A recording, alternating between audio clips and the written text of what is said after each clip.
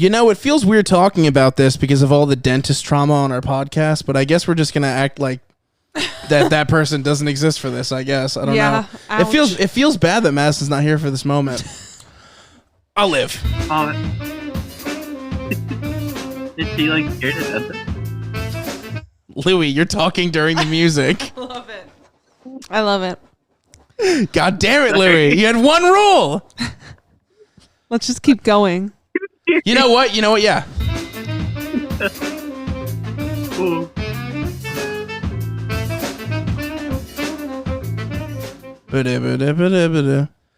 How's it going, Crosscut Cinemas, Smarty Mart Shoppers, whatever you guys want to call yourselves? We're back with another.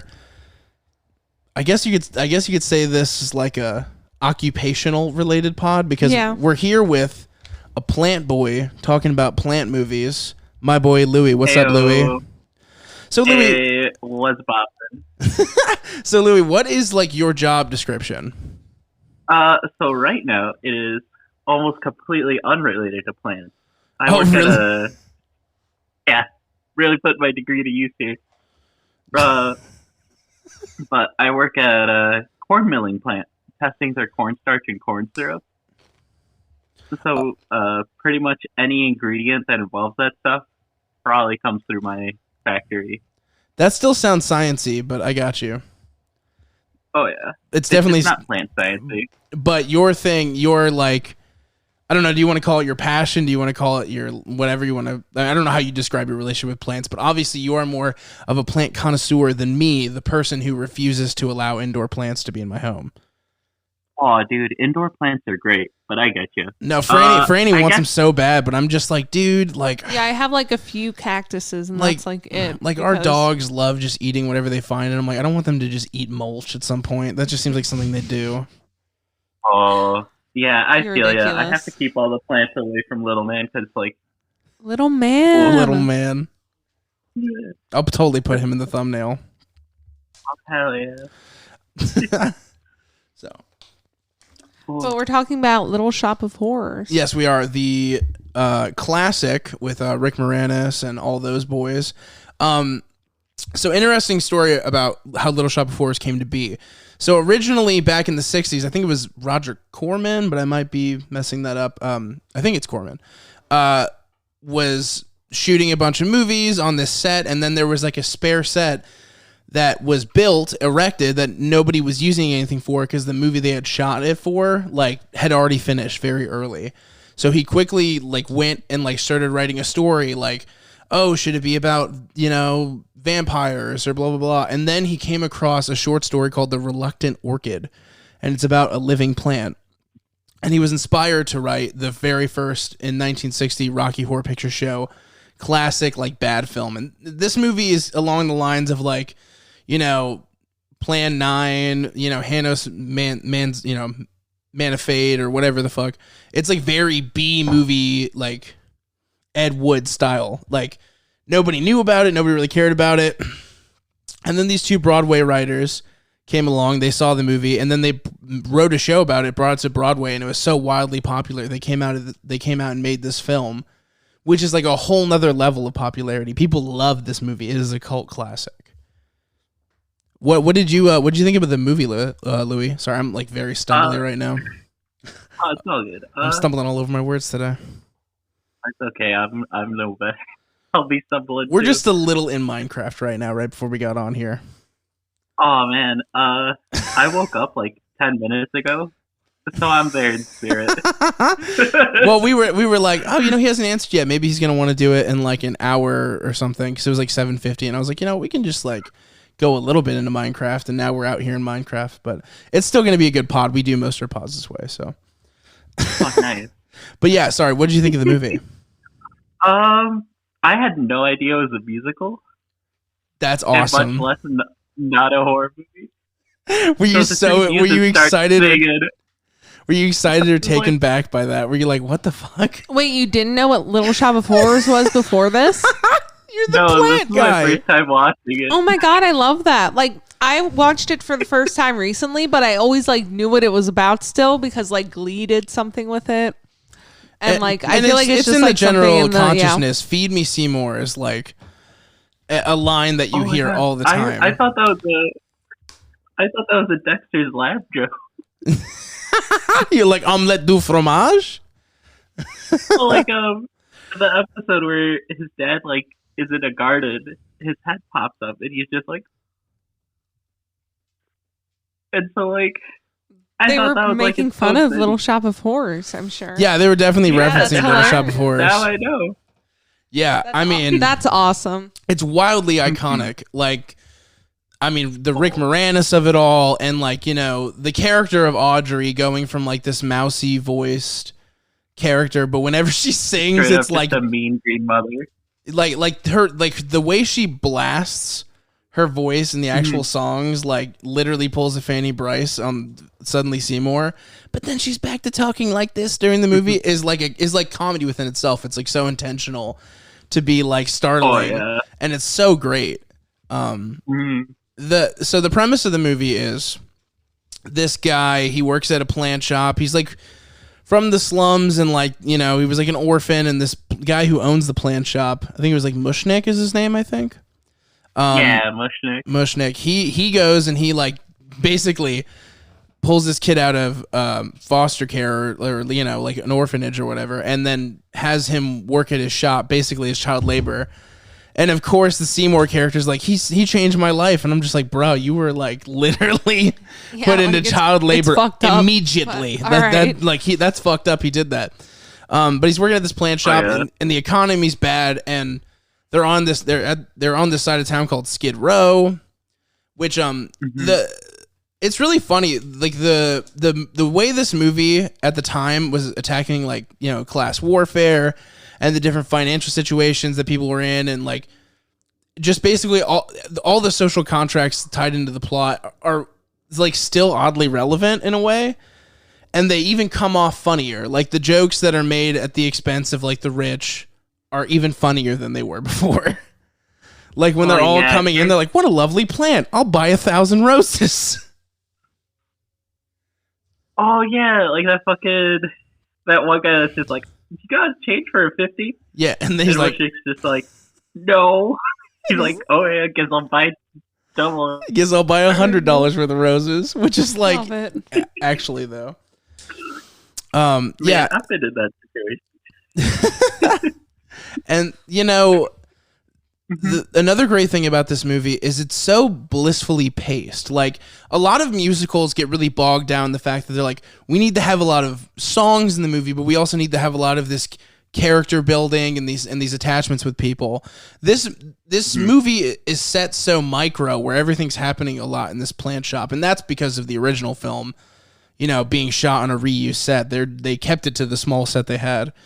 And the same goes with this. They basically were like, we're going to be in like 3 contained areas. Like there's going to be the dentist's office, the radio station, and then the plant shop. And that's pretty much the only places he goes other than like actually getting Audrey 2 from that weird market. But the movie's only an hour and 28 minutes. You get a full plot out of it. You understand who the characters are, and it's over and done with, and it's just like a fun ride. Whereas like, you like a fucking Les Mis or In the Heights, I'm there for an hour and a half, and like it just feels like there's a movie in the middle that doesn't need to be there. So that's one of the best things I can say about this movie. Oh yeah, I'm usually the kind of guy that's just like, well, I better pause the movie and like get my popcorn, get some Wawa. But no, this whole time I'm just like, holy shit, what the fuck's gonna happen next to this movie? Yeah, the plot is wild, and I saw the movie when I was a little kid in really weird circumstances. Basically, my dad was taking us to this church, like my whole family, and there was like an opposite family where all the kids were the same ages as us. So we did that whole Christian thing where like, I guess like that suddenly means your family's your best friends, and they had a pool, so that was cool. But I went over there and I saw Little Shop of Horrors at like 7. And that's way too early to see this movie. So there's elements of the movie where I'm watching it and I'm still a little scared. And I think it's like built into that. It's not a scary movie at all. It's totally like a dark comedy. Like that's entirely what it is.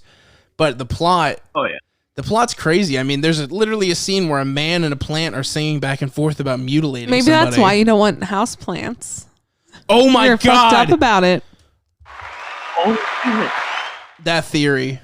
is the most victorious theory you've had. That one holds water for sure. Yeah, for sure.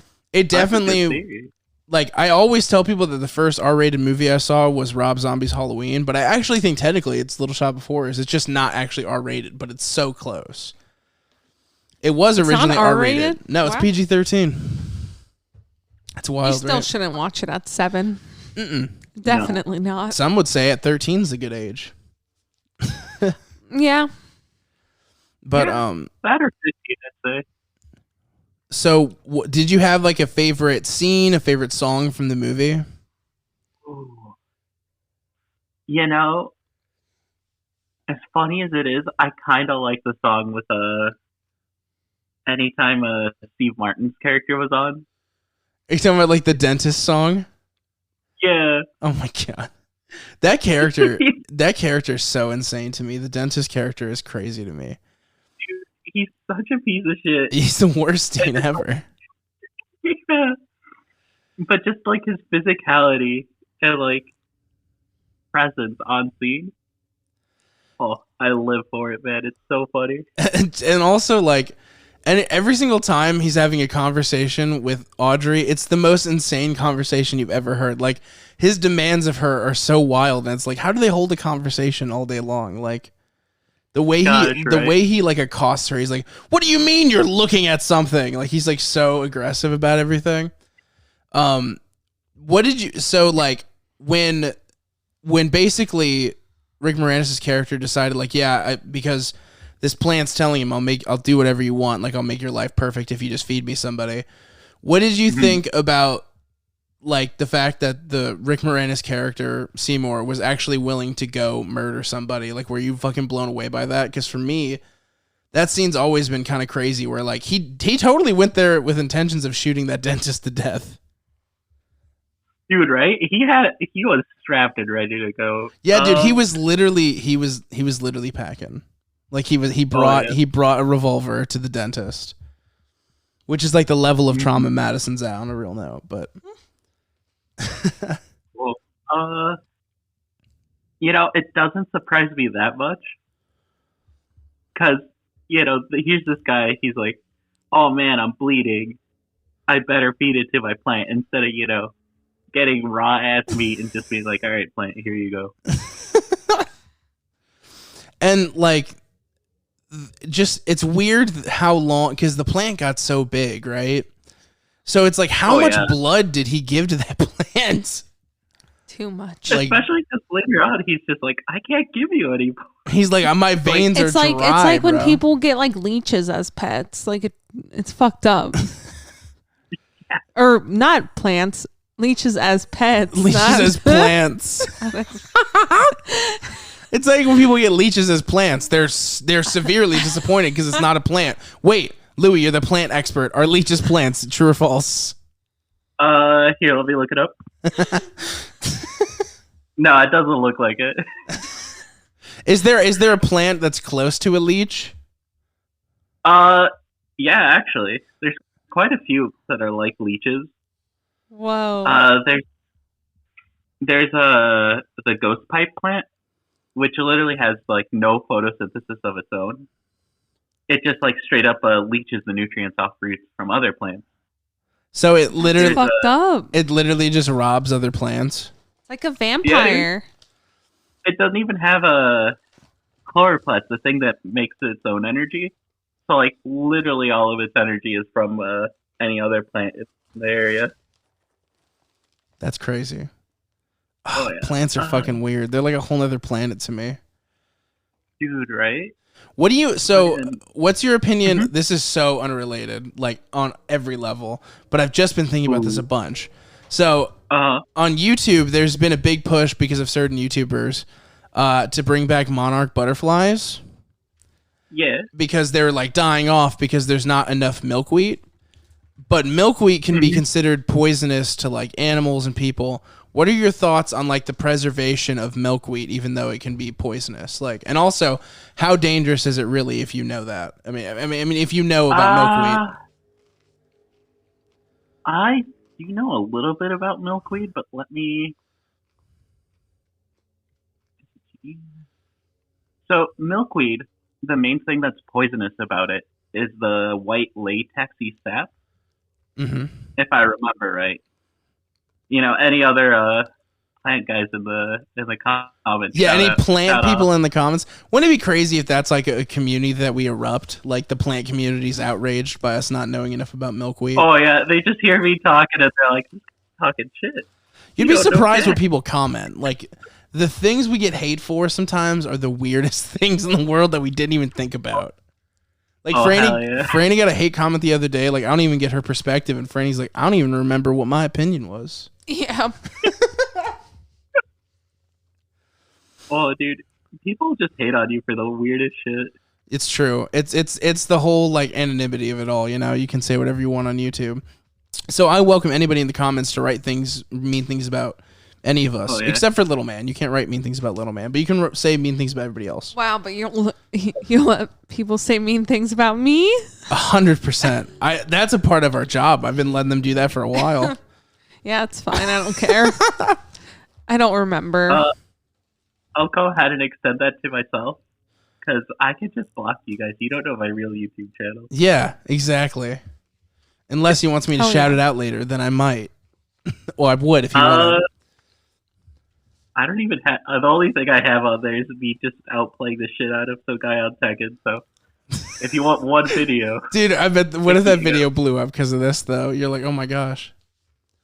I mean, we've had that effect in the past, so who knows? But yeah, so let's get back to the movie for a second because I feel like we steered off quite a bit. Yeah. So with the Little Shop of Horrors movie, obviously, like, old boy goes through with like taking the body, doesn't actually kill anybody, but then the guy who owns a plant shop is being eaten, and essentially Audrey is starting to clearly come to Seymour's attention as like, oh, I'm doing this because I'm taking over the planet. Like, I'm not just a weird, hungry, exotic plant. I'm invading the planet right now, and you are the cornerstone of this invasion, right? So there's this big bout, and also this is after the most popular song in the musical is Suddenly Seymour, right? And what's insane about that song is the song in question. The things leading up, the events leading up to the song are a guy murders a girl's boyfriend, or at least mutilates his body, and then asks her out, and she's into it. That's the reason behind that song's existence. And it's like literally, it's a Broadway back pocket. There's not a person on Broadway who doesn't know how to sing Suddenly Seymour. Oh, and the whole "You Purified Me Too." That's like a ooh. That's definitely. That's a yikes for sure. Yeah. Yeah, dude. It's so nuts. Ugh, dude. Like. But yeah, anyway, so it leads up to eventually like Audrey and Seymour like having this big bout, and what's really great about the Audrey 2 scenes from a filmmaking perspective is they actually shot all of the moving parts. Frank Oz directed this, the guy who did the Muppets. If you guys didn't know that, which is crazy because originally they were thinking about getting Martin Scorsese to direct it, which would have been insane. But it turned out to be Frank Oz. And then, but the thing is, he does puppet work. So he made Audrey like really come to life by making these really elaborate stems and extra puppets, like extra mouths that came off of Audrey and everything. And the way they shot it was they shot it at half speed and then sped it up in post. And they were able to do that without having Rick Moranis' character look all crazy. But there's one scene where Rick Moranis' character is crawling over to like get to I think it was an axe, and Audrey's like root comes up through the ground. Well, what's funny about that scene is it looks totally normal, but in order for it to work, they had to have Rick Moranis slowly crawl over there, like as slow as possible, because they would have to speed it up in post. So there's actually footage out there of the original speed of the scene, and it's the funniest thing I've ever seen in my life. It looks like two cats like circling in the alley, like because he's moving so slow. That's so weird. But it looks great. I mean, I still couldn't see it. I had to figure out what part of the movie this was referencing, and it was actually difficult because they did such a great job with Audrey too. Yeah, the puppet Like, I thought it was CG for a hot moment because I was like, there's no way they, like, either, like, motorized the thing this well or it was puppet work. Holy cow, it is really intricate. Yeah, I mean, he's the perfect dude to direct this movie. And I think that's why, Jesus, my dog just hit her head on the coffee table. She's fine. She's fine. Oh, Yeah, she's fine. She's just a dummy. Yeah, she's she's a little chonk, got no thoughts, no thoughts, only treats. Yeah, no thoughts, only treats, exactly. But he was the perfect person to direct the movie, and that's why it's like it culturally stands on its own, and that's why so many people like know what it is without even ever seeing it and have no idea that there was so much built up in that movie, there being a previous film that was like a cult classic of its own right, there being a really successful stage play, and then this movie's so giant and like iconic, it's still the most iconic thing of this IP. Like, it's the most iconic interpretation. It's the one that everybody goes back to when they're talking about Little Shop of Horrors. And it should be, because like I said, Rick Moranis, a lot of people always talk about, his roles in like Ghostbusters or Honey, I Shrunk the Kids or whatever it may be, Spaceballs. He's the Honey, I Shrunk the Kids? Mm-hmm. Wow. Oh yeah, he's the dad in that, isn't he? Yeah, he's the dad in that, and he's Darth Helmet in Spaceballs. And it really is like, this is his most iconic role. I don't think anybody else could play this. Honey, I Shrunk the Kids and then Spaceballs are listed first. Mm-hmm. And I get that I think more people have just seen those movies, and that's maybe why it's more relevant for him. But as far as like a best performance of an actor's career, like that is solidly his best, because he carries the whole movie on like his wimpy but like relatable like little quirks, because there's not a lot of first movie. Mm-hmm. Wow, that's crazy. Because he was originally he did like Second City, kind of stuff. Like he was doing like SNL style stuff before that, but this was like his first movie. And I always go back to like the movie's pacing is so great because they do the music, small interactions with each other, move on. So you really have to experience who these characters are and understand who they are based completely on their actions between scenes. And he's so definitively Seymour in this movie that you could totally understand where he's coming from, even though you might only get 6 or 7 words per every 20 minutes. You're instantly relating with this character and get it. So that's one of the things I really enjoy about the movie. Mm-hmm. Like, from the moment he drops those pots and Mushnick's like, come on, boy. Yeah, fuck up. And he's like, I'm sorry, boss. He's like, I'm trying. And she's like, don't yell at him. And you're like, yeah, don't yell at him. Yeah, he's just a sweet baby boy. And, he sleeps in the basement and he's working on these plants all the time for this dude. And this dude ain't even appreciative. Like, we all side with that. Oh, hell yeah. But I know that feel. So what did you think of the ending that you saw of A Little Shop of Horrors? So I don't know if I watched like an extended version or something, but I watched the ending where the Audrey 2s just kind of took over the planet and just started wrecking shit. That's the extended version. That's not the actual version of the movie that was released. So this is what happened. Little Shop of Horrors screened early for test audiences, and they really loved the movie except for the final scenes where, Franny, if you didn't know this, at the end of the movie, the Audreys take over the planet. I didn't know that. While the Skid Row girls are singing about like their domination, essentially, in front of an American flag. That's insane. And there's like total kaiju scenes. He like one of them like eats a Subway, like not a sandwich nor a sandwich establishment, but a physical Subway. And the movie's ends with the military shooting at an Audrey climbing the Statue of Liberty, and then it shows an end credit, and then the plant busts through the end credit and attacks the audience. That's so weird. I wanted that. Wow. So that's crazy. This is the main thing I want to talk about. First of all, I'm fine with the original ending of Little Shop of Horrors, or not the original, but the one they put out. I think it's fine.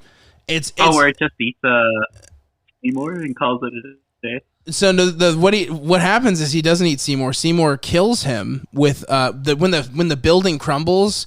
Seymour finds a live wire and plugs it into the plants and they explode. And then he goes off with Audrey and they buy that little house that was seen in the cutscenes, and they live out their life together. Oh man. I know it's a completely different ending with totally different vibes to it. I think that was probably right for the time in order for it to like be in the general consciousness, because every single movie had to be like neatly wrapped.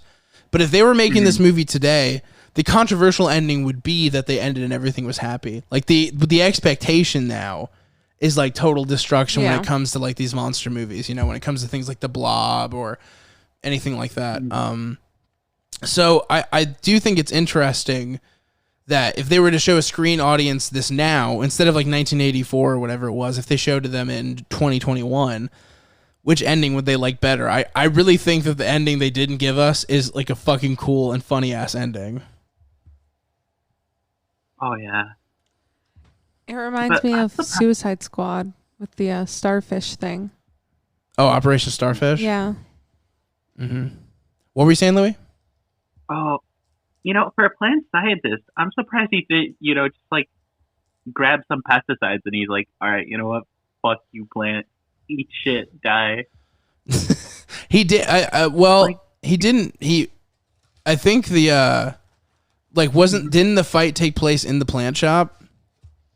Well, yeah, right? But what kind of plant shop doesn't sell pesticides? No, what I'm saying is like that doesn't make sense. Like he really should have grabbed them. I mean, he in the beginning when he's like singing the song about like how the plant is dying and it won't grow. He's going over all these things he did, all these like high level plant scientist jujitsu and ninjutsu and shit. And for me, I think if they have all that, they probably do have pesticides. But then again, like, I don't know, the original way the movie was shot, Audrey wins. So they had to find something that was like they could use as much footage as possible. So when the building crumbles on top of Seymour, that's the perfect timing to write in the ending of like how you're going to kill them. And it'd be like, oh, I found some pesticides in the rubble would probably not work. Ooh. Well, That's I'm no crazy. screenwriter. I'm just a plant guy. No, I think that your critique totally makes sense. It's weird that not a single person who gets fucked up by this plant inside of a plant shop in which he never leaves ever grabs a pesticide. I mean, Audrey doesn't do it. The man who owns a fucking plant shop is like... Also, the scene where he died was crazy. I just want to point that out too. That's the one that haunts my dreams. The one that fucked me up as a kid. When he's walking him up, like he's walking him up through the plant shop, holding a gun to his back, and he's like, "You know what I could do?" And the whole time, they're like, the Skid Row girls are singing like this ominous like statement. I can't even remember what it is right now. I think it's like "Come Closer" or something like that. Or like they're doing this ominous singing, and slowly Rick's being like Seymour is being backed up to the door, and the guy and Mushkin, I think, is holding the gun to him, and like you see Audrey getting ready to eat this man, and then the man goes, "Oh, you know what? I don't have to turn you into the police." And you're thinking like, "Oh, great! So Seymour is going to save him because he's not going to turn him in." And then the guy continues with, "But leave me the plan." And Seymour sees like, "Oh, you know what? You're kind of fucked up." But to let him get eaten like that was really fucking crazy. Yeah. I mean, at that point, anything you felt towards Seymour, where you're like, he didn't kill the doctor, like he fucking killed that guy. Yeah. He killed that guy for sure. Also, when Audrey was in his mouth, were you freaking out? A little, just because, like, one, he was eating Mushkin, but it was a little taken away because Mushkin's just like, wait, stop, hold up. He's Stop. just like, this is a minor inconvenience. He's like, stop it. Cut it out.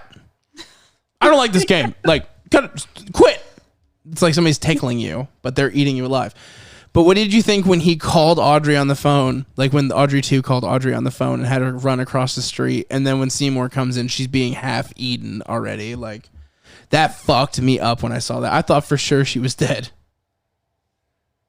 I'm surprised she wasn't dead, honestly, considering how fast they killed everyone else. Yeah, I mean, holy shit. Like, it was pretty much like 2 bites, and then he rolled into the back of Audrey's mouth for the Mushkin guy.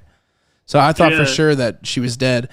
And then when she wasn't dead, I was just kind of annoyed almost. I was like, but he's had her for way longer than this other dude. Right? And like, Also, what was that? oh, also the whole hey, I'm thirsty, like, come water me, like, why would you go there? Dude, I know. Like, what a strange, like, and just like, wouldn't if you were across the street from a giant anthropomorphic plant that called you on the phone, are you really gonna run across the street and be like, what's wrong? Like, no, like, fuck that guy. He's a plant. I'm not talking to him. Like, no offense. I mean, Louis, I know you love plants, but if a plant was talking to you, I would hope you'd have the common sense of being like, listen, I can't talk right now. You're a plant. I can't do that. Like, what in Audrey's brain was like, yeah, I'll go talk to that plant and give him a glass of water. You know, it might just be the fucking boyfriend. Her taste in boyfriend. She's like, this plant might be the one for me. Yeah. She's like, fuck. She's just like, this plant's telling me what to do. And like, ooh. Yeah, because she only starts dating Seymour after Seymour's just like, hey, babe, here's what you gotta do. So I think she has like some kind of mind control thing going on with her where it's like, as soon as you might be right, because that plant can like influence things. So maybe you're right. Maybe it was like the plant summoned her with his fucking crazy plant powers. Yeah. That's nuts, dude. But I can't even handle any that. scene with Audrey interacting with like a thing like it was an actual hand or something, like with the phone or the fucking gun, I'm just like, I'm here for this. This is fantastic. And you have to think about how slowly they're recording that too. Like, it probably took them an hour to have this fucking thing pick up a telephone, and they do it intricately. It does all the shit. It dials the phone. It tickled someone's ear at one point. Like, they do unimportant movements that are probably difficult to shoot just to lend to the reality of Audrey too. They're like, this is a fully interacting organism, and we want you to believe that on film. So we're going to have this plant do as many cool shit as we can have it do. Oh, yeah. Like the drumming of the fingers on the glass. I'm like, now that I know that, like, that must have taken for fucking ever to do. Forever, bro. And, like, you also, like, they can't, like, at the time, they're not going to do a very good job of, like, digitally cutting someone out of frame. So there's a lot of people who just have to be out of frame but are lifting this thing. Like, you know, they probably got a boom stand guy to be like, that guy's fucking strong. Let's get him to do it. He holds a boom stand all day, so he holds a boom mic all day. So let's get this fucking guy to do it. Right. It looks so good too. Like, I cannot believe It's iconic. that's a puppet. Yeah, and it's multiple puppets because there's multiple stages of Audrey too. So when it gets bigger, they wanted to enlarge the head. So there are 3 Audreys over the course of its growth. Oh, damn. So they had to build all of those. And then they had to build the little tiny Audreys that came off of its plant. Like, you know how it was like growing multiple at that point? Oh, on the stems. Which, by the way, that scene fucks me up. That shit's so scary. Oh my God. I really like that. Yeah, it's beautiful camp. It's this is like, if like you used to be a theater kid with me in high school, you understand like the appeal of like putting on like a big show, like an extravagant, like over the top, goofy performance, and like that's how the whole end scene of the film felt. Like between Levi, the guy who sings for Audrey too, and Rick Moranis, that vocal performance as well as like the physical performance of walking around the shop fighting each other was like, that's cinema, like in its whole, like that's like the final scene from Tenacious D. It's just fucking epic. Like him running around that plant shop and almost dying as this plant's trying to kill him is iconic as fuck. Oh yeah, it is. It's very satisfying to watch. So so with the alternate ending, by the way, which is the actual ending, but I mean alternate for you, Louis, the one where it ends all nice. There is like a little thing they added at the end that I think I should mention, just so people don't realize it's not like all hunky dory. When they went over to their garden in front of their house, there was a little Audrey growing there. So that is important to mention. The movie still ended with like the threat's not gone. Yeah, I like that. Mm-hmm. Franny, what was your favorite part of the movie? I really like when it grows like the little Audreys off the hands. Oh my god, I hate that so much. It's the worst. I think that's so cool, and I think knowing that that's a puppet is crazy. Plant fact time. Louis, how many plants can actually do that where like they grow like stubs that are almost like fully the same as the plant they're attached to? Do you know? Quite a shitload, actually. Oh shit, that's crazy. Yeah. What the fuck? That fucks me up. It feels very much like Alien when it does that. Like, it's so cool. So, like, let's see. So the way it's most commonly done is with like a tequila agave, where it like throws up a big old flower in the center, and then the tequila plant dies, quote unquote. But little baby tequilas grow underneath that. Little tequilas. Yeah, little tequila. That's awesome. But yeah, and it's really common actually for a lot of plants to just grow like that. That's especially so if crazy. you consider the Audrey head as being a flower, then it's like, well, a whole shitload of plants flower. Even grasses flower. It's crazy. They're really small.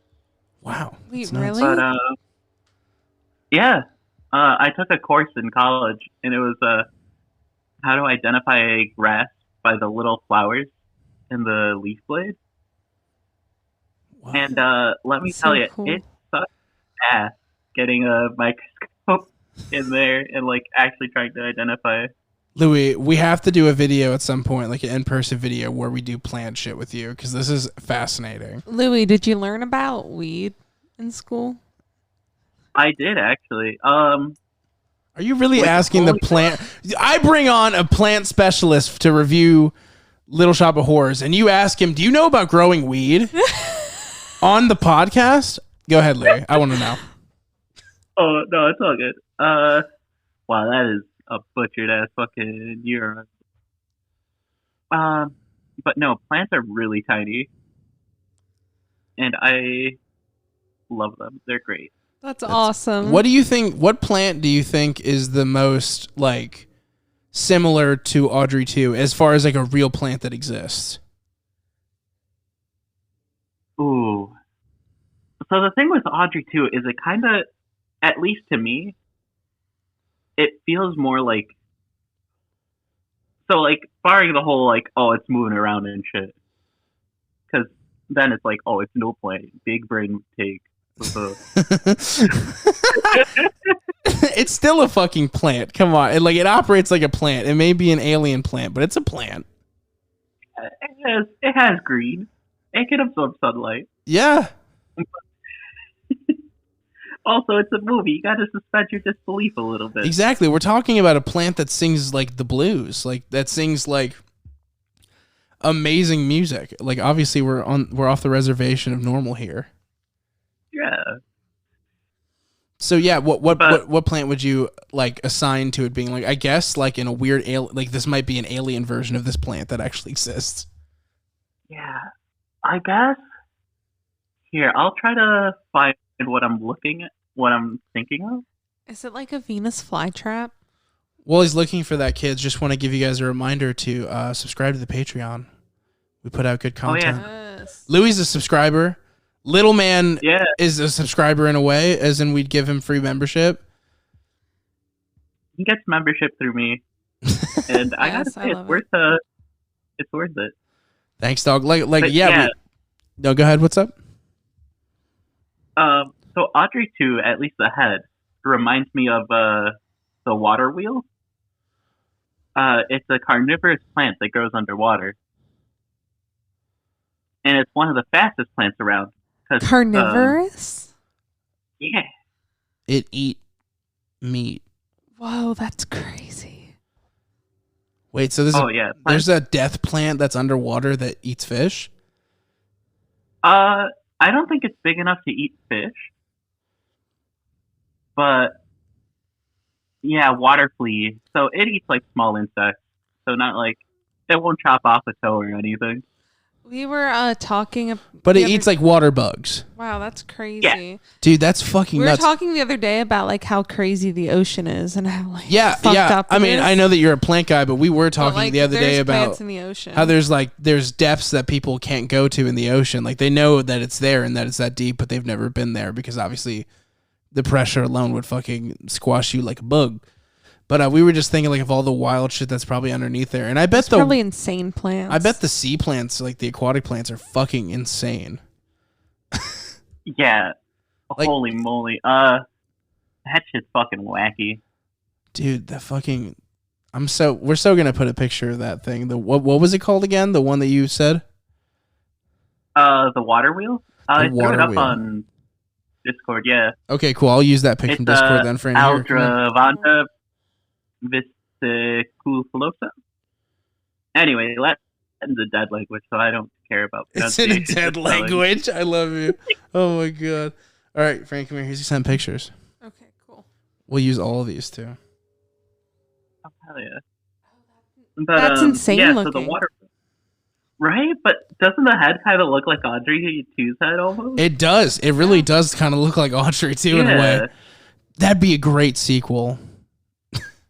They're Dude, under. it's just straight up an underwater Audrey 2. That'd be insane. Oh my gosh, that's so crazy. Right. Oh my gosh. Okay. But- So Franny. But yeah, so No, I'm go ahead. thinking.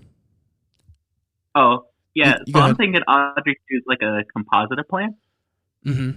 where it's that's the water wheel. I'm thinking is like the head mixed with like a cabbage almost, because that's kind of what it looks like when it's like little baby Audrey.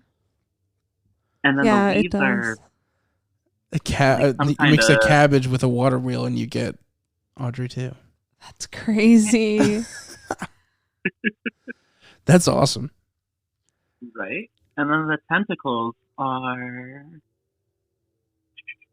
There we go. That's the proper name for that plant. So the little tentacles kind of remind. Oh, that's not the right copy paste. What if he just like accidentally There sends we me go. like a cat meme or something? I've done that a couple. Thing. The tentacles really remind me of this thing, the Wandering Dude. If you're a little older in the plant collection world, it used to be called Wandering Jew or the Gypsy plant. But, What? people don't. I know. Just for the longest time, just Wandering Jew, and it's like, Oof. Yikes.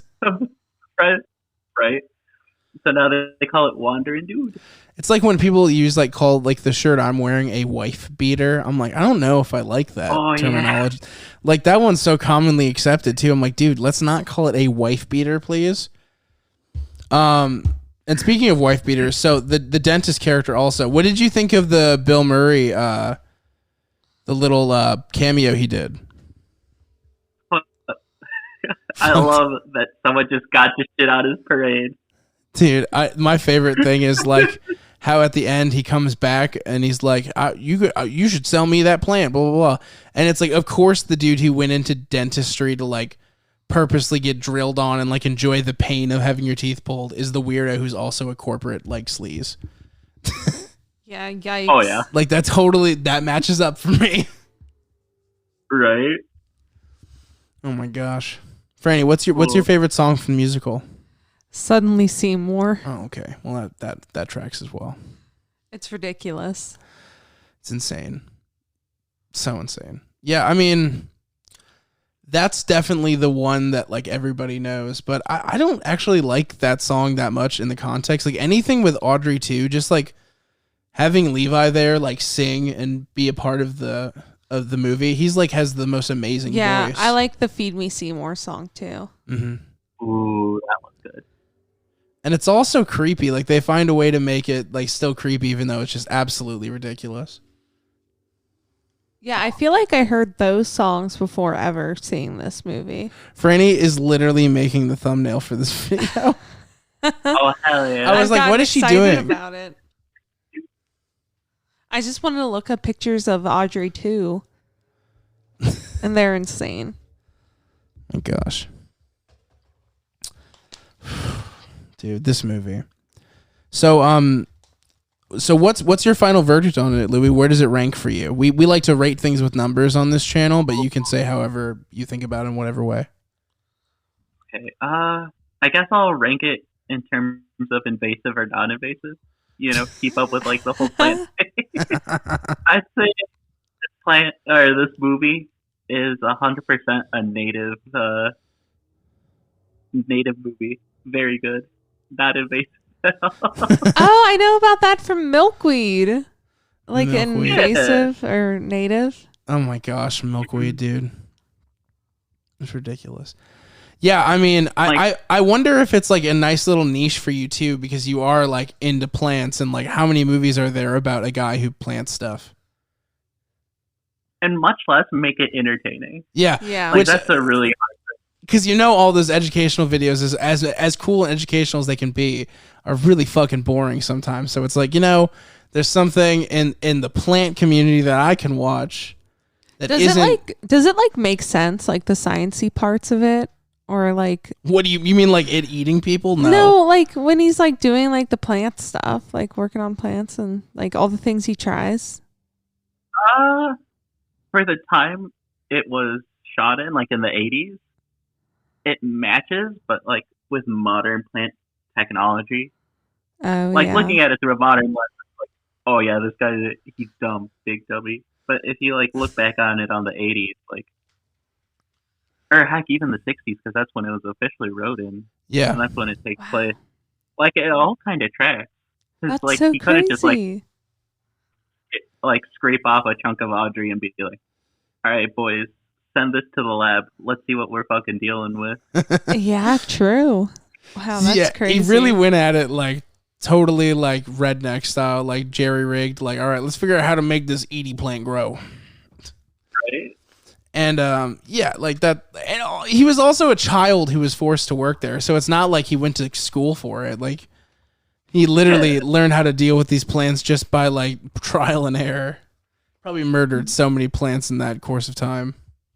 Oh man, I murder like every palm tree or oatgrass I get my hands on, and it sucks because I love those plants. They're really pretty, but I just cannot keep them alive for some reason. That's insane that you're like a plant guy and you can't keep your plants alive. I kind of love that. I have succulents like in this little thing that I can barely reach, and I don't know the last time I watered them, and they just still look alive. That's about the only plant experience I have. Succulents are crazy. I have one that I've literally forgotten about, and I'm like, oh yeah, I better water this. And it'll be like, no, that's too much water. And it'll start wilting, and I'm like, okay, I guess I'll keep forgetting about you. Yeah, and I have a cactus in our bathroom, and the only water it gets is like from the shower steam, and it's been living for like 3 years. Yeah. Oh, I have a couple of plants over by our kitchen faucet, and like that's where they get half of their water is just from like the steam coming off that. Is that like a common practice? I literally don't know shit about plants, audience. Like I'm illiterate when it comes to plants. So in nature, a lot of desert plants get their water that way, especially like coastal desert regions, like the cacti in like Baja California in that area. Is the coastal mist like rolls in the area, and they like just trap and capture that moisture. That's crazy. And I guess orchids too. That's why their little roots are kind of waxy, is to prevent all that moisture loss until there's like actual moisture on the plant. Blown away. Yeah. That's so fucking cool. I love that we're doing this plant podcast and nothing is about a Venus flytrap has been said this whole time, which is definitely what everybody thought we'd be talking about. I had a Venus flytrap. They look cool. It's just like that's so the immediate comparison when people talk about this movie, and I'm like, I don't know how similar they are. Like Louis, how actually similar is a Venus flytrap to like Audrey? I mean, they both close their mouths, so there's something, right? Is that literally the only similarity? Yeah, because I mean, Audrey too doesn't like kind of has sensors outside of the, I guess, main mouth part.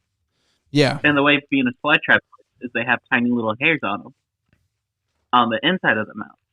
That's why like they activate when insects walk across them. That's crazy. Yeah.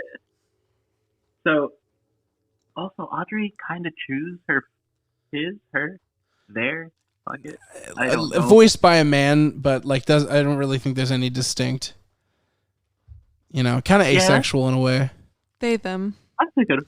They them might be good. Yeah. I've been saying him this whole time, so I guess I'm the asshole here.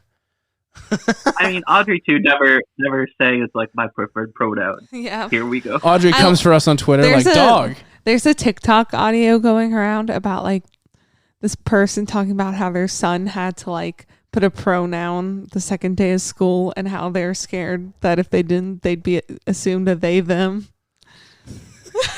I mean, there could be worse things. Like, oh no, I'm neutral. I don't think that should be something they're terrified of. I read one thing where it's like these pronouns are going to confuse them, is what somebody said. And it's like, dude, your kid's literally learning about pronouns right now. This is the perfect time. They know about a thing being like a house, like they understand what nouns and pronouns are. They're learning right now. Now's the time to tell them about it. They'll be like, oh shit, I get that. It's like they're going there to learn.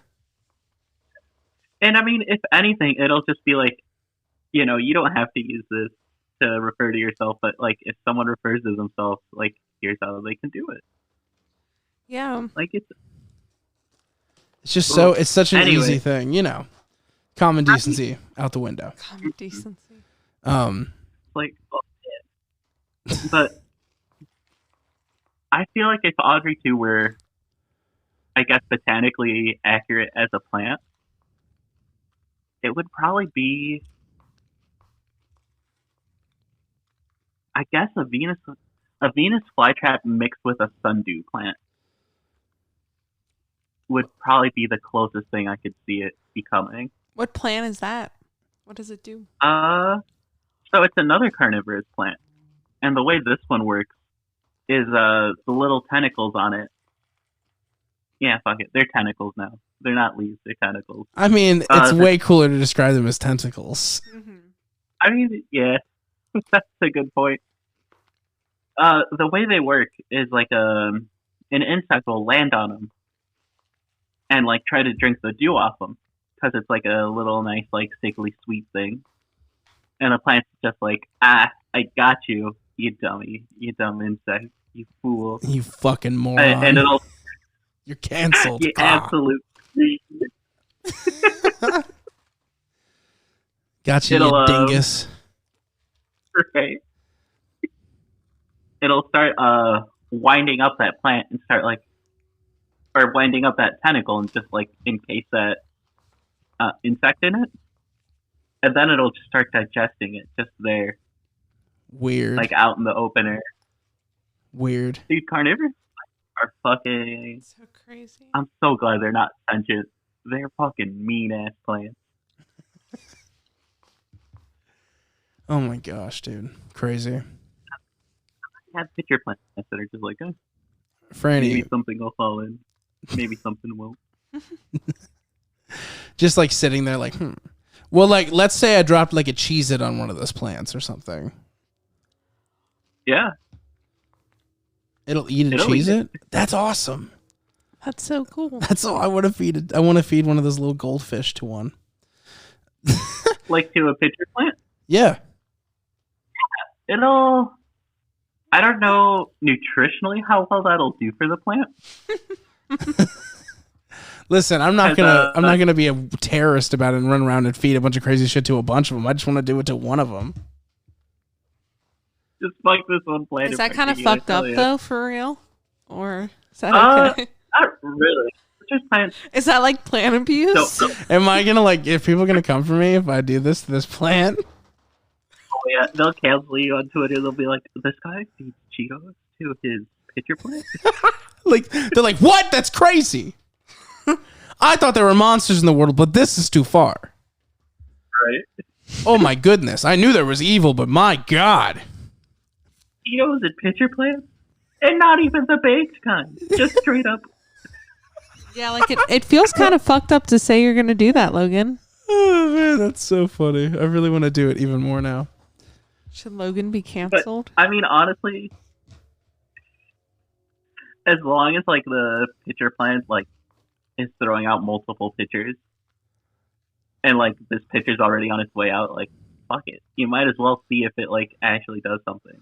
You know, Wouldn't like, it be record the crazy? results. I feel like that's something people would want to see. I think it would be interesting to see what kind of like alternative foods would be good for carnivorous plants. Because the main reason a lot of them resort to carnivory, and this is at least the case with like Venus flytraps. Holy shit! I almost forgot. With it's Audrey too. Yeah. The one that the one that everybody says is Audrey too. Gotcha. Oh yeah, the Audrey 2. The OG Audrey 2. Audrey 2 is a Venus flytrap. It's because they grow up in super nitrogen poor soils, and so that's why they like invest all this like evolutionary time and whatever to like digest insects. Is because insects are a rich source of nitrogen. That's crazy. It's crazy to think like biologically that like not like people obviously like creatures evolve and stuff, but it's weird to think about plants doing it like that. You know, biologically they're gonna slowly like mutate into something that can survive in certain conditions. That's the shit that fucks my brain up. Oh man, especially when they have to like plants have to account for ways that like I can't move from my spot, so I have to be able to deal with like whatever the hell's going on here. I think that's why I don't care about the monarch butterfly. I'm just like, dude, it can only eat milkweed. Like these plants adapt so much to survive in these conditions.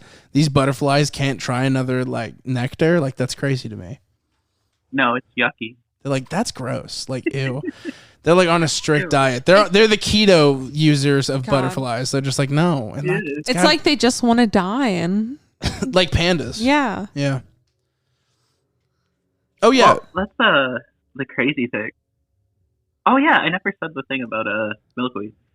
Anyway, I'm all for it as long as it's like the local native variety of milkweed. So only native variety of milkweed people. If you're thinking about trying to save the monarch butterflies, if you're one of those people, I'm sorry, and also buy native milkweed. Yeah. Randy's doing a slow nod. Louis can't see that, so it's basically worthless. He has no idea that you're agreeing.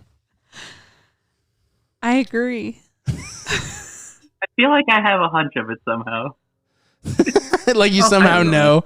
You're just hearing her excited breaths, like, and she's like, "Oh, that means she's excited." It's like a bull. Wow. Oh, she's mad now. Uh-oh. Yeah.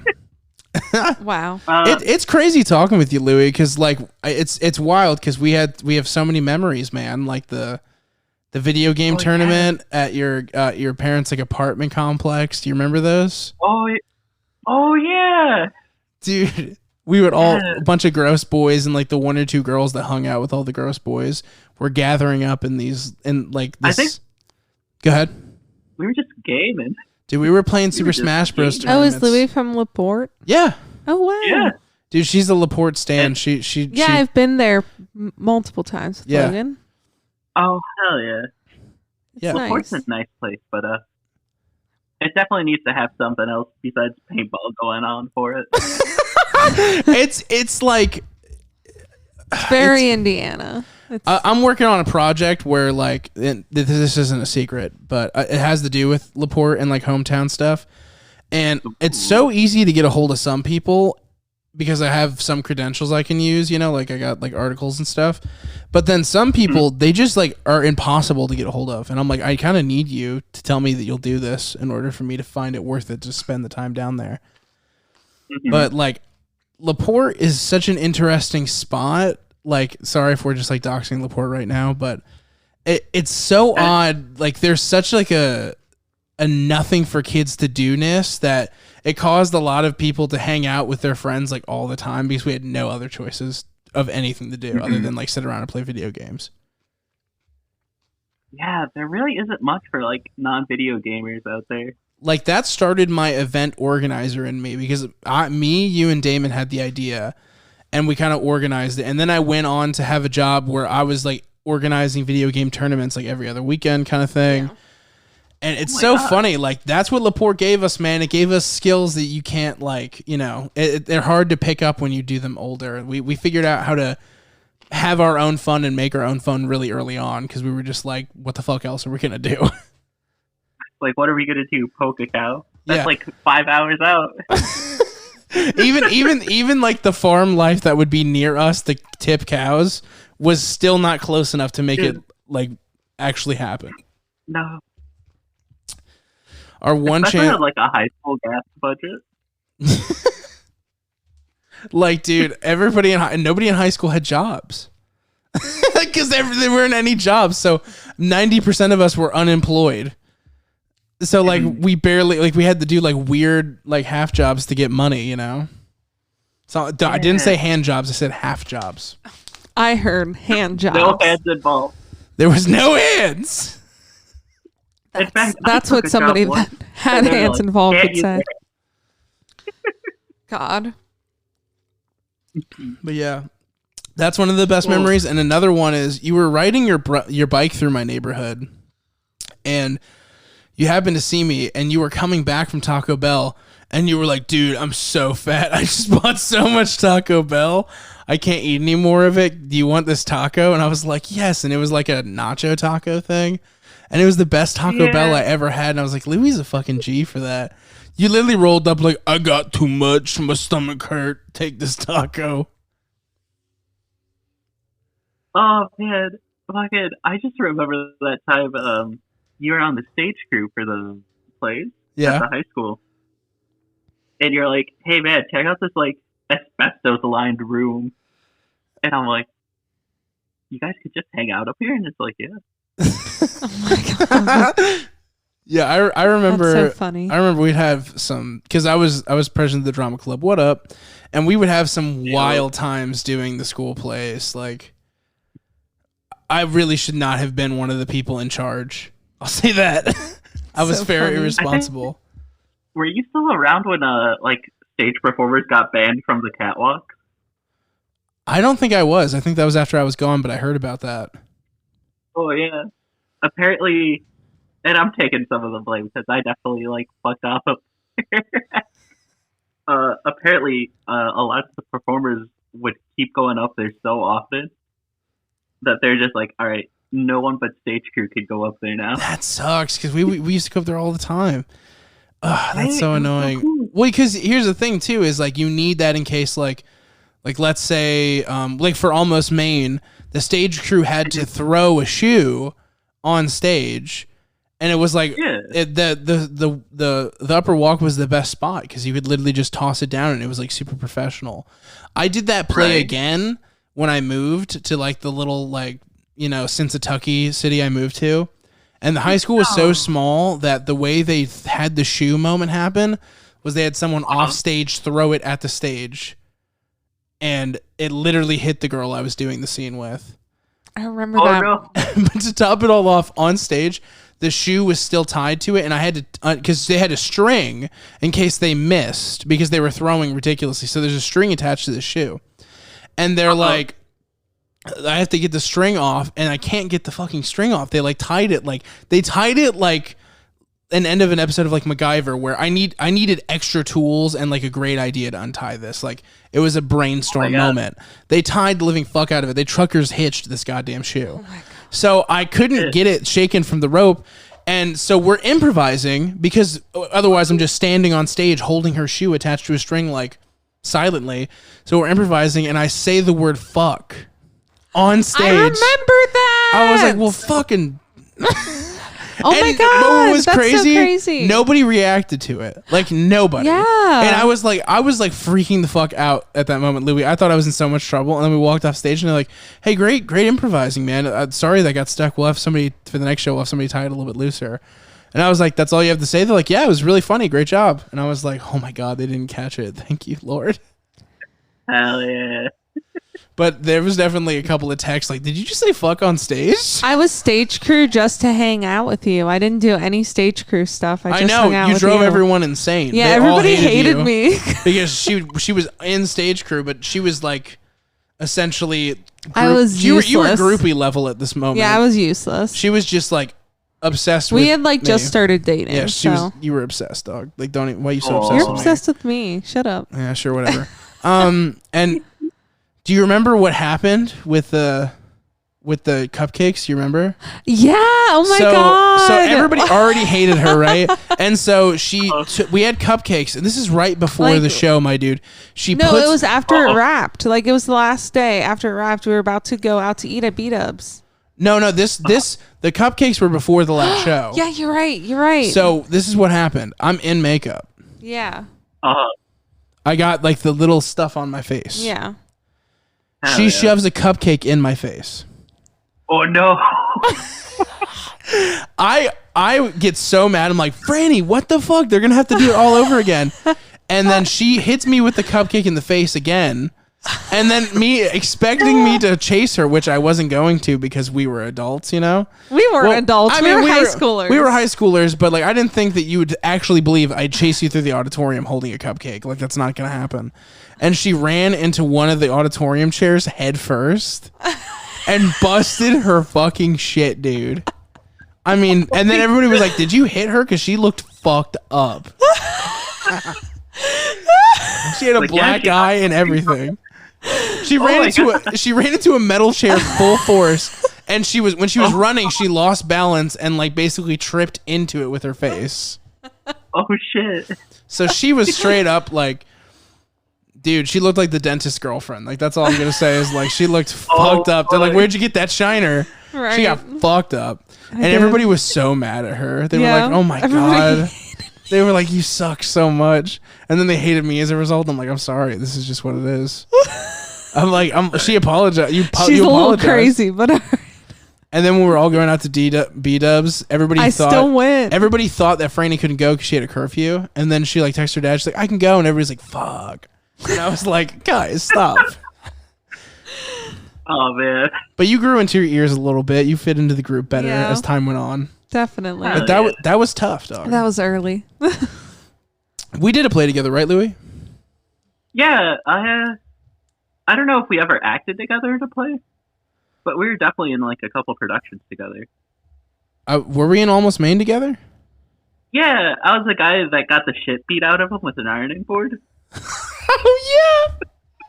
That's funny. The best part is Louis had this great. Look, Louis is an awesome dude, and I think he did a really good job. But he did have this one thing that he did that he did not shake until the night of the show.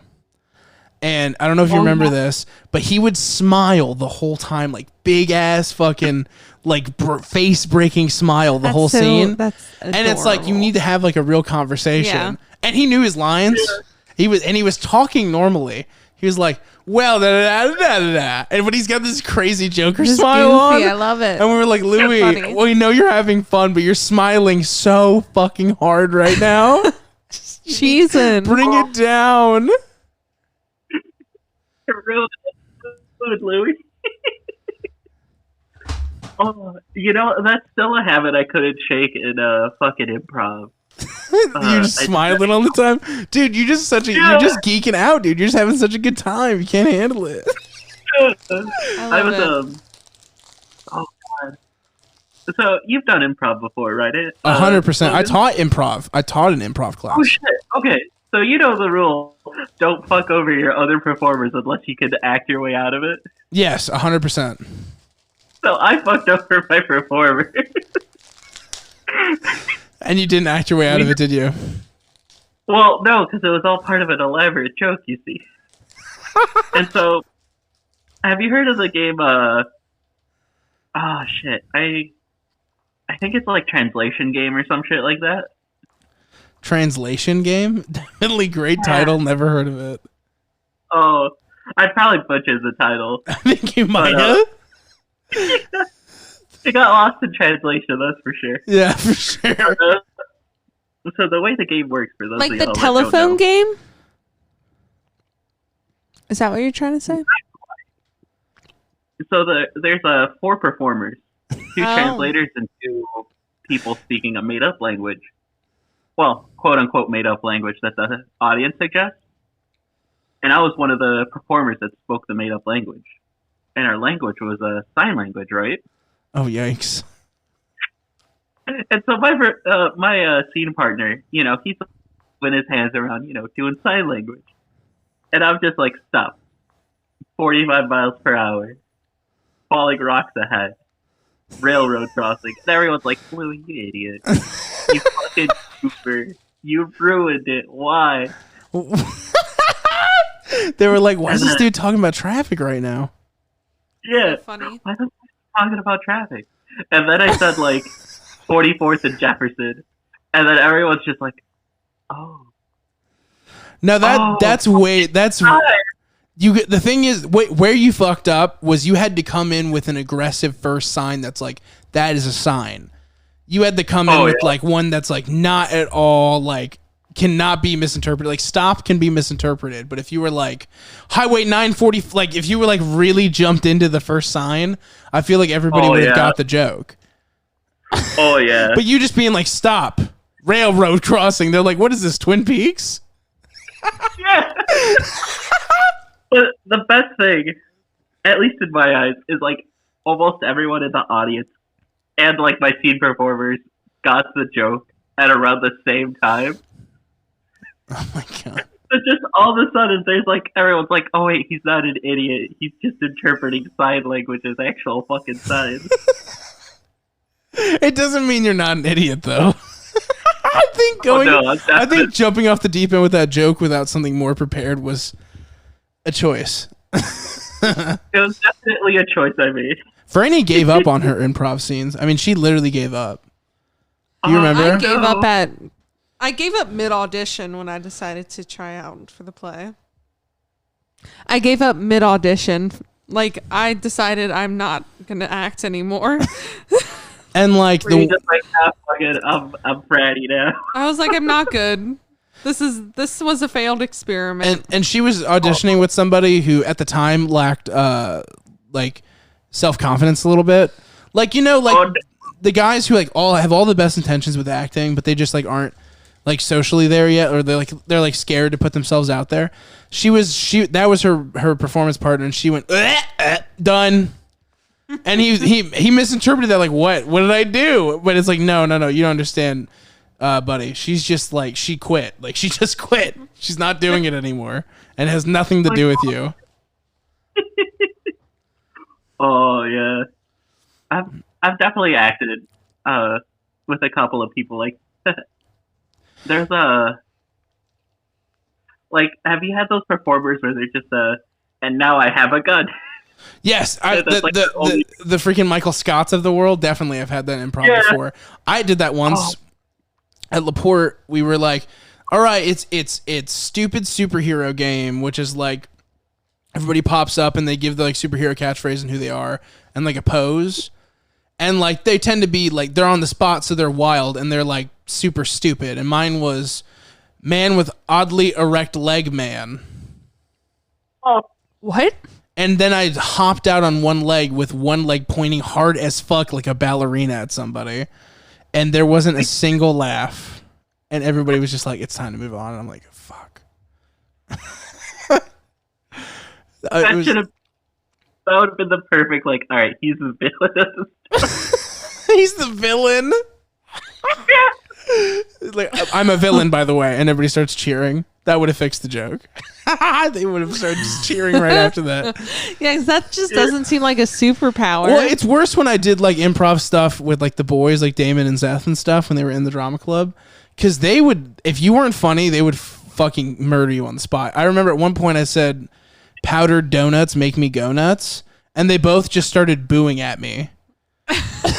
because we were talking about drugs. That's so funny. And I was like, powdered donuts make me go nuts. And they were just like, boo, bad. I'm like, no, don't do this to me. Like, but I'm going nuts for donuts. Yeah, I thought the donuts line was pretty good. Yeah. It's insane. It's pretty funny. But speaking from, now that people understand that we were both on the stage, we were stage people to some degree. Bringing it back to the movie a little bit, the movie literally feels like a production. It really does, especially with like the painted backgrounds.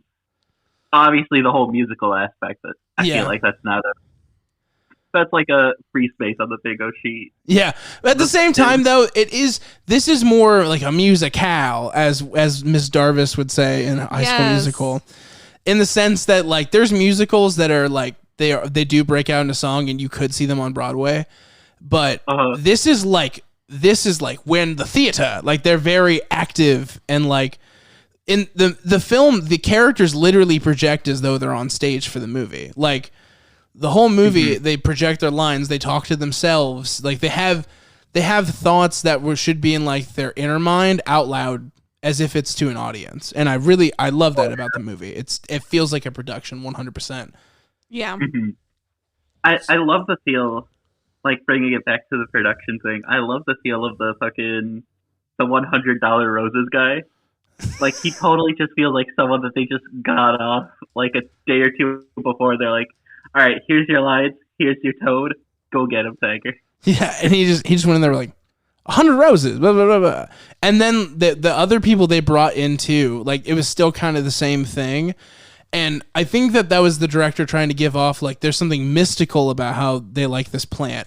But it plays so comically in the moment. I never question that those are just actually insane rich people. Yeah, it's fun and campy. Like it also feels like how insane rich people be. You know what I mean? Like. Oh, yeah. Rich people are such fucking psychos as it is. Like, they would totally be the type to be like, guess I'll have to take 100.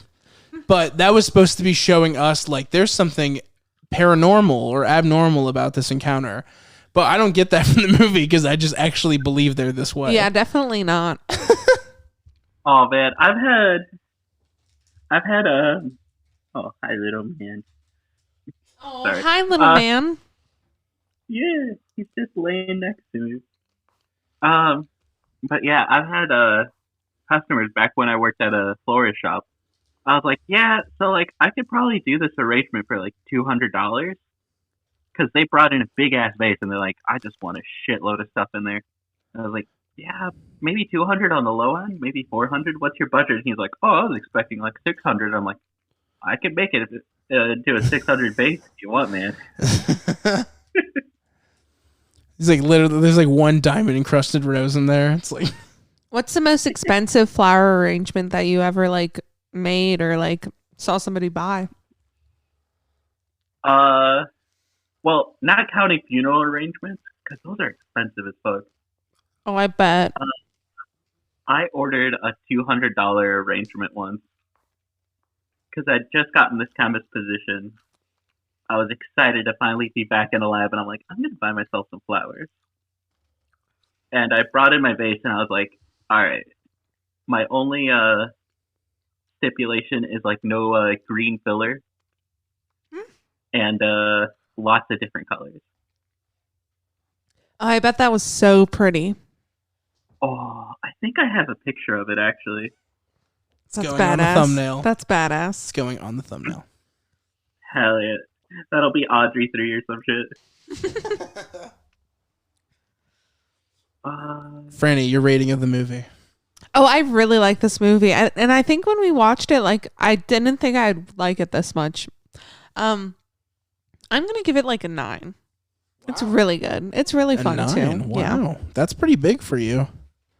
Yeah, like I like musicals, but I also have like a short attention span when it comes to things like this. And this is blissfully short. And this is like the best of both worlds. I stand by that so much. Like, this really, like, they rock your world for an hour and 28 minutes. They're like, we'll get it done.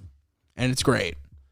And I appreciate the fuck out of it because there are just some, especially musical port to movies. Like, you know, like whenever a musical comes over to being a film, like In the Heights, for example, it's really just like the pacing's just so fucking bad because you have to just sit there and deal with as if you're like, you know, people don't want to cut anything out. They don't want to cut out any of the dialogue. They don't want to cut out any of the character development. But if you just had them perform as better characters, you wouldn't need to just blatantly say who they are so much. Like in Broadway, there's literally songs where people introduce themselves, and that's because they have time to do that. Like the fucking real version of Cats did not need a song where every single character is like, and I'm Tony the Cat. Like I don't need that. Like I don't just show me who Tony is. I don't need him to literally introduce himself in song. And that's what a lot of these musicals have as like a big problem for them for me. Mm-hmm. Yeah, it definitely, I like that it doesn't feel like, all right, guys, here's a fucking Broadway-ass musical where everyone has their own, like, song. It's just, like, it's nice and condensed. The songs themselves have, like, they have their own vibe to them over, like, you could listen to the album and it's its own journey. Mm-hmm. But there's no, like, individual song where it's like, all right, here we go. Here's Mushnik's song. Like no one would care. Like no one would give a fuck. And that is so true of musicals. There are literally songs where it's like, and here's the moment where Zac Efron and Hugh Jackman sing together. I like I don't care. Yeah, I like that it's a comedy too. That it's actually funny. And I love anything like horror centric. Like I love especially like horror camp. Yeah, horror camp is where it's at. It really is. Mm-hmm. And it's like kind of the personality, you know, like, you know, I don't care. I dig on like Nightmare Before Christmas and all like the cringy emo stuff. Louis knows that I used to be a cringy emo. He knew me then. Wow. That's crazy. What did you think? Actually, no, this is a really good point. Actually, what did you think of me when we were younger, Louis? Did you think I was like totally the weirdest dude ever? You know, half of my memories, because I don't know why, but ever since the pandemic started, my memories are just like, hey, if you didn't write this down, fuck you. That's PTSD, buddy. That's trauma related to COVID for sure. Anyway, here's my COVID trauma response. I just forgot them before time. I feel that. Do you remember the question I asked though? Because I'm living on this moment. If he comes back with like, I thought you were the worst, that'd be the funniest thing ever. Well, now I have to say that. No, but what did you think though? Because I'll be very open. I thought you were like we actually joked about it, how nice you were. Like other people would make comments like Louis is so nice. Like that was your thing, is you were like the nicest fucking guy. Oh yeah. Like to where it was a meme where we made jokes like we couldn't be mean to us if we tried. Yeah. Well, the thing is, I used to be a real piece of shit back in elementary school. You got over it though? You grew up? Yeah. No, so like I used to straight up be like a schoolyard bully. Like just a real piece of shit. What? I know. Louis? Yeah. Louis the schoolyard bully? Dude, yeah. I have to tell Damon that will literally kill him. When I tell you that we used to meme on Louis. We like when we went to his game night. When we went to the thing, he turned around and like you were speaking Spanish with your family, and like your level of voice changed because you know, obviously you were talking to your parents, and it was like so stark, and we were memeing on you about it, and then you like didn't respond, and we thought you would be like shut up, but you weren't ever. So during that game night, we were like, what will get Louis to even have an emotional response to this? And there was nothing that would do it. I'm like, bro. But no, I thought you guys were pretty cool. You guys played video games. You played fighting games. So that was fucking rad as hell. But was the hair weird? Like, I just want you to say it. Was the hair weird? The hair. You had long black hair at the time, right? Yeah. No, I kind of digged it. That's crazy. I had long hair, and I was like, "Oh hell, another boy with long hair." Yeah, we were rebels. Wow, we were little rebels, dude. The bad boys. What's funny, like to call Louis a bad boy is a meme within itself, though. It really cracks me up that you used to be a schoolyard bully because you were easily the nicest guy. Well, the thing is the guy that I bullied, like, came up to me in, like, middle school of all times. He's like, "Hey, man, you were kind of a piece of shit in elementary school." And I was like, "What? I don't remember that." He's like, "No, you were straight up for real piece of shit." And I'm like, Oh my "Oh, man, god. yeah." That's so funny. So That's every crazy. time I was just like, "Man, I don't want to be a piece of shit anymore."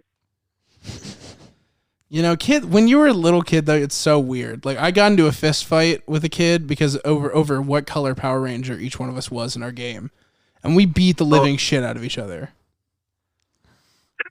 Hell yeah. That's crazy. That's what people do, actually. We would play Tekken all the time, and he'd be like, "No, I'm Paul Phoenix." I'm like, "No, he's broken. You can't play him. He's too good." Oh, you're one of those kids who's like, you can't pick that character. You're too good with that one. That's me and Franny whenever we play Injustice. She won't let me be certain people. She's like, don't fucking pick that one. Definitely. And I get to pick this one where, like, I spam so hard you can't even physically move. I'm like, all right, fair enough. This is marriage. Oh, yeah. I've been trying to get my girlfriend to do fighting games. And bless her heart, she tries so hard, but it's like, just playing them since I was a little kid. It's like, I'll just like straight up just cream her, and I'm just like, I'm sorry. So I'm a master at Dragon Ball Z Budokai Tenkaichi. Like, I am a master at that game. I did tourneys for that game. And one time I tried to turn on for Franny, and I really tried to go easy. And by the end of it, she was like, yeah, no, I'm not playing that ever again. Yeah. I was like, what? No, fun. I love that game. And she's like, no. She's like, Like, I couldn't even. With. She's like, I couldn't even move, which was not true, by the way. There was moments where I would literally take my character and physically stand away as far as possible as she got her bearings, and then she still couldn't do it. So I don't know if that's really a my bad thing, but whatever. It was. Oh, I feel you on that one. There's been times I played fucking Skullgirls, which is like a big old Marvel versus Capcom like fighting game. Yeah. And I played it against people who actually knew how to play. Because I just bought it because I was like, oh, hell yeah, indie game, let's go. And I was just straight up, I don't know how to play, and I don't know, and I'm not having a good time. Oh my god! All right, let me give him. We keep getting off track here. Let me get back on track. Oh, yeah. We just did that again. Okay, Little Shop of Horrors. For me, I'm gonna give it an 8 out of 10. I think it is wildly entertaining. I think that the pacing is amazing, and the acting and the performances are awesome. I think the reason it only ranks as an 8 for me is just it isn't like, for me, the plot isn't like as strong as movies that I would categorize as a 9 or 10. In other words, it's a perfect 8. I think it's the best version it could be of itself. It just doesn't rank that high for me, personally. Yeah. But it's like a pitch perfect version of whatever it wants to be. Yeah. You're allowed to Like, have it's an not opinion, I guess. Yeah, I know. Franny's looking at me with death lies. You just talked up this movie for an hour. You gassed it up for an hour and was like, I don't know if I like it that much, but that's not what I'm saying. It's an 8. It's not a 9. I know. Yeah, but it's an pretty 8. high for you. Yeah, it's super high for me. Yeah. Like, it's definitely not one of those movies where I'd be like, yeah, you could write like a full term paper on just like one of the side characters alone, but like, Yeah. like if you're having friends over, like you could definitely put this on and no one would complain. It's a fun moment. romp. Yeah, it's like watching like Rocky Horror or watching Houseu. Like, I don't know how exact you can analyze the characters, but like the film itself is just a totally like fun joyride. Yeah, and that's all it needs to be for real. Oh yeah. All right, cool. So I think Yeah. I think we just brought it up to a close. Guys, if you liked me and Franny, also if you liked Louie, but I mean, if you want to hear more from me and Franny, you can check out our 2 podcasts. One is Crosscut Cinema, youtube.com/crosscutcinema, and the other one is Pilot Podcast, youtube.com/Pilot Podcast. We review movies on Crosscut Cinema with our friends, and then a Pilot Pod, we do a podcast with CL Blue, recording artist CL Blue, where we review TV show pilots. And this was like a really fun thing. Like, I definitely think Louie and I are going to talk about plants in the future if you guys dig that. So let me know. I thought this was like really fun and interesting, and I think that a lot of people are going to like it. I think it's going to do similar to how the drummer video did with Landon. Like, but Louis, can I call the episode 2 film critics and a plant scientist review Little Shop of Horrors? Are you good with that title? That sounds fantastic. Okay, I just wanted to make sure that you're okay with me calling you a plant scientist, because I don't know what else I'd call you. Like, if there's a better terminology. But yeah. I think plant science, it's going to be a great title. It's going to read really funny. Oh, hell yeah. Like, it sounds like its own, like, ridiculous, like, fringe thing on its own. 2 film critics and a plant scientist review Little Shop of Horrors. I love it. Right. Anyway, guys, make sure to subscribe. Check out our Patreon. Go like our Twitters. Twitter.com/ at @LastLaughLogan. Go follow me if you want. Everybody kept saying I need to restart my Twitter, and I did. And then, like, as soon as I restarted, I got 2 followers. So thank you. Nice. There you from go. the podcast. So that's cool. At least I think it's from the podcast. They were movie related things, and they also followed Crosscut. So that's awesome. But anyway, guys, thank you so much, Louis. Thank you so much for coming and being on the pod. We're definitely gonna have him on in the future, 100%. I already know about one we're gonna do. So. Thanks, Louis. It was nice meeting you and talking to you. Yeah, it was a lot of fun being on, and anytime you guys want me on, let me know. Hell Sounds great. All right, folks, I'm gonna play it out. Let's do this. All right.